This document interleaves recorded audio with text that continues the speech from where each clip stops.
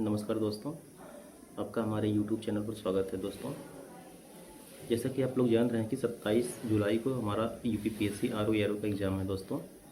तो इस दशा में हम हिंदी के लिए क्या क्या करें और हिंदी के लिए कौन सी बुक पढ़ें दोस्तों, ये सब सारी चीज़ें आप लोग पूछते रहते हैं। तो आपको आज हम हिंदी के बारे में सारी चीज़ें बताएंगे और प्रीवियस ईयर क्वेश्चन से रूबरू कराएंगे कि किस तरह से हम प्रीवियस ईयर आए हुए क्वेश्चन को देखते हैं और उसका जो है एनालिसिस करते हैं कि उसमें किस तरह से कितने आसान, कितने मॉडरेट और क्वेश्चन पूछे गए थे, कितने कठिन क्वेश्चन पूछे गए थे। इन सारी चीज़ों पर बात करेंगे। जैसा कि आप लोग देख रहे हैं, अभी हमारे हाथ में प्रीवियस ईयर क्वेश्चन पेपर जो 2024 में अभी हाल में रद्द हुआ था पेपर, वो हमारे पास हिंदी का पेपर है दोस्तों। तो हम देखेंगे इसमें जो भी सारे सेक्शनल 6 सेक्शन होते हैं दोस्तों, ये सारे सेक्शन किस तरह से, हर एक सेक्शन का अलग अलग से हम बताएंगे कि कौन सा सेक्शन कितना आसान था, कौन सा सेक्शन कितना कठिन था और किस सेक्शन में कितने क्वेश्चन ऐसे थे जो कठिन आए हुए थे। चलिए हम वीडियो को शुरुआत करते हैं, देखते हैं कि सबसे पहले हम स्टार्ट करते हैं तद्भव तत्सम से। तद्भव तत्सम देखिए, अगर इसमें क्वेश्चन है, हम स्टार्ट करते हैं। चलिए अपने क्वेश्चन को, ये हमारा क्वेश्चन पेपर का जो सेट है और वो सेट नंबर डी है दोस्तों। इसमें पहला क्वेश्चन है, जो किसी कार्य के संपादन में मनोयोग पूर्वक लगा हुआ हो, इस वाक्यांश के लिए प्रयुक्त होने वाला एक शब्द है।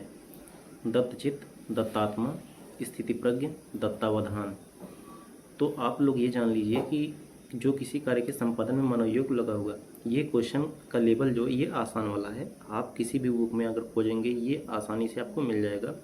दत्तचित्त, दत्तात्मा, स्थिति प्रज्ञ और दत्तावधान। आप लोग इन चारों ऑप्शन को देखकर ऐसे लगेगा कि इसमें से आप जो आंसर है वो अलग ही दिख रहा है, तो इस हिसाब से आप ये क्वेश्चन आसान की श्रेणी में हो जाएगा। ऐसे कितने सारे क्वेश्चन हैं जो आसान हैं, बहुत ज़्यादा ही आसान है। उसके बाद वह खंभा गिर जाएगा, इस पंक्ति में कौन सा विशेषण है, इसमें विशेषण ढूंढना है। फिर उसके बाद युद्ध लड़ने की उत्सुकता, वो भाव अभिव्यक्त करने के लिए प्रयुक्त होने वाला शब्द होता है। उत्कठी, युद्धोन्मुख, युयुत्सा और जिज्ञासु। इसमें 4 दिए हैं, आप बहुत आसानी से कर लेंगे। फिर उसके बाद सूर्य सतह पर्यायवाची है, कावेरी का, नर्मदा का, गंगा का, यमुना का। नारियल शब्द किसका तत्सम होगा? नारिकेल, नवनीत, निर्वहन, कठोर। अब देखिए कठोर तो यहाँ पे किसी कोई मतलब का नहीं है, कठोर दिया गया है। निर्वहन, निर्वहन करने वाला, नर्मदा, नर्मदा आप जान ही रहे हैं। फिर उसके बाद नारिकेल, नारिकेल सही हो जाएगा। उसके बाद देखिए स्वेद से उत्पन्न होने वाला एक शब्द है। स्वेद से उत्पन्न होने वाला स्वेदज, उष्मज, अंडज, द्विज। तो आप आसानी से कहेंगे स्वेदज। तो अब हमने इन सारी चीज़ों पर बात कर ली है। हमारा जहाँ तक हम लोग देख पा रहे हैं, ये जो क्वेश्चन पूछने का उसका लेवल है वो आसान से मॉडरेट है। उसमें ऐसे हो सकते हैं कि 2 से 4 क्वेश्चन मॉडरेट दे दिया जाए। तो आप क्या करेंगे, मॉडरेट जो क्वेश्चन है उसको आप प्रैक्टिस करके सही कर सकते हैं। अभी हमारे पास 60 से 65 दिन का समय है। 60 से 65 दिन में हम अपने जो क्वेश्चंस हैं उन पे, जो प्रीवियस ईयर PYQs हैं उन पे हम इतना प्रैक्टिस करेंगे कि हमारे जो आने वाले क्वेश्चंस पेपर हैं उसमें हम अच्छा कर सकें। तो हम देखेंगे कि हमें जो प्रीवियस ईयर क्वेश्चंस हैं हमें कहाँ से करने होंगे और हमें कौन सी बुक पढ़नी चाहिए, इसके बारे में बात करने वाले हैं। सबसे पहले आपको प्रीवियस ईयर क्वेश्चन पेपर जो हैं सारे कर लेने चाहिए। जो प्रीवियस ईयर क्वेश्चन आप देखेंगे कि यूथ पब्लिकेशन की आती है, उसमें सारे प्री और मेंस के क्वेश्चन पेपर दिए होते हैं। तो आप उनको उठाकर पहले खूब अच्छे से 3 से 4 बार अच्छे से कर लीजिए, जिससे कि कोई भी भविष्य में कोई भी आपका क्वेश्चन आता है जो प्रीवियस ईयर है वो गलत ना हो। और उसके बाद आपको सजेस्ट करेंगे कि आपके पास अगर घटना चक्र की बुक नहीं है, पूर्वावलोकन हिंदी की, तो आप उसको ले लीजिए। क्योंकि पूर्वावलोकन एक ऐसा चीज़ है जो आप उसको पढ़ते जाइए और आपको सारे क्वेश्चंस बनते जाएंगे। हमारे पास अभी देखेंगे ये घटना चक्र की पूर्वावलोकन बुक है दोस्तों। इसमें सारी चीज़ें दी गई हैं जो PYQ, चाहे PCS हों, चाहे UPRO हों, चाहे UPBEO हों, चाहे लोअर PCS हों, जितने भी उसमें हिंदी के एग्ज़ाम्स में आए हुए हैं क्वेश्चंस, वो सारे क्वेश्चन इसमें इंक्लूड किए गए हैं। यहाँ तक कि जो उसके बाद क्वेश्चन के बाद में व्याख्या दिया होता है, आपका एक क्वेश्चन से आपके 10 क्वेश्चन तैयार होते हैं। इसमें एक क्वेश्चन की जब आप व्याख्या देखेंगे उसमें आपके करीब से करीब 4 से 5 क्वेश्चन ऐसे हैं जो आपके तैयार हो जाएंगे आराम से। ये क्वेश्चन, ये पेपर जो है अब ये बुक आपके लिए रामबाण साबित हो सकती है। आप इसको पढ़ करके जाइएगा ज़रूर। इसको बिना पढ़े आप जाएंगे तो आप जान ही रहे हैं क्या होने वाला है।